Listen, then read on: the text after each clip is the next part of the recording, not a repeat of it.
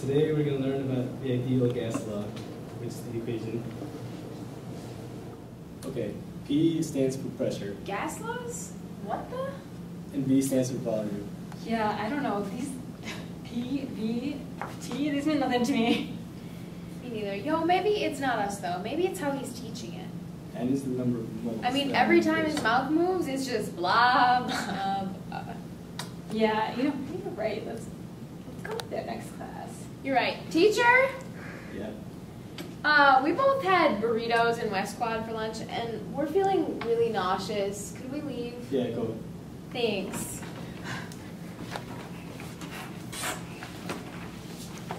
Today, class, we are going to cover Charles' law, which concludes that volume and temperature are proportional. That means that as volume increases, temperature also increases on a gas. Do you guys understand that?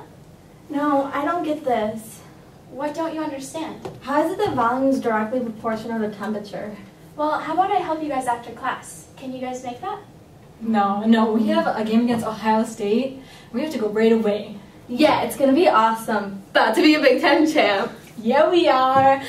I got our lucky ball and everything right here. Michigan M. Can I see that? Be careful. Why would you do that to our ball?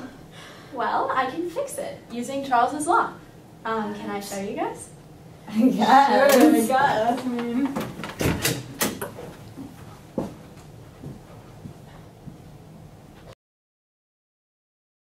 When I hit the ball against the table, the volume of the gas in the ball went down. When I heated it back up, the molecules of gas in the ping pong ball moved faster, increasing their volume. It's just like a water bottle shrinking if it is cold outside. Charles' law explains this, saying that volume is directly related to temperature. I guess you won't need those extra lessons. Good luck in your match today and beat the Buckeyes. Now do you guys understand Charles' law better? Yeah, I see. So much better. Oh my gosh, this week in SSG, that was so much fun. It really was. Our leader is so good. She's awesome. Okay. Gotcha, didn't I? How often have you popped a bag of chips? And how often have you thought about how this works? Well, Boyle's gas law actually describes this. Boyle's gas law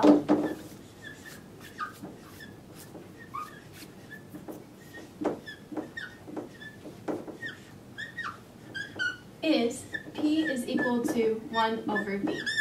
And as the volume of the bag gets smaller, the pressure is increased, which causes the bag to pop.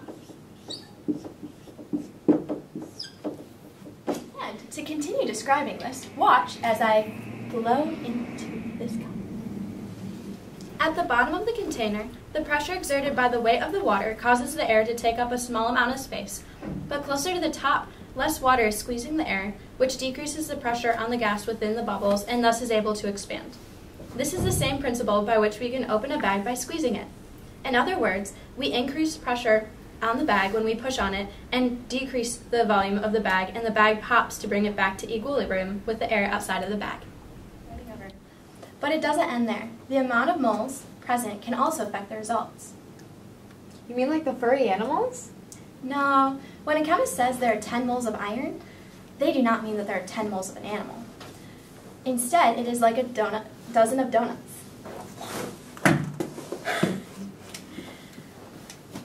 It is a unit of measurement in chemistry. Like a foot and 12 inches? Like a foot is to 12 inches? Yes. There are so many atoms in a small amount of compound that counting each one would be impossible. You would have to keep adding zeros to 6.02 times 10 to the 23rd power.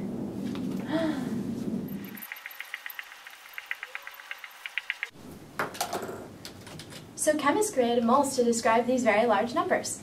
A mole is a chemical mass unit defined as 6.02 times 10 to the 23rd atoms or molecules.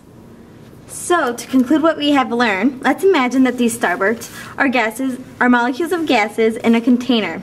And we're going to imagine they're going to behave ideally.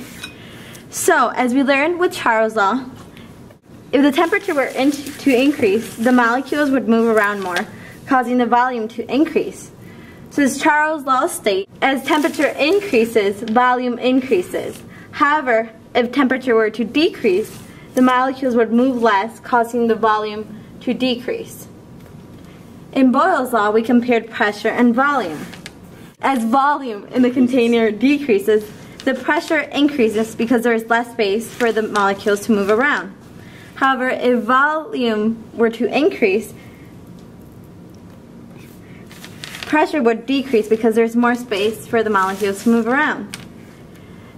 Now, with moles, if you were to take away some moles of the gas, pressure would decrease because there is more room for them to move around, which is stated in Avogadro's law.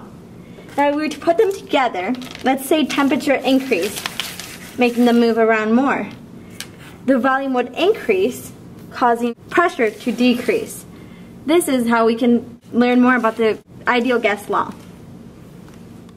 So now that you guys have heard all about all of the gas laws, do you think you understand it? I think I do understand it. Me too! I finally know something about chemistry. You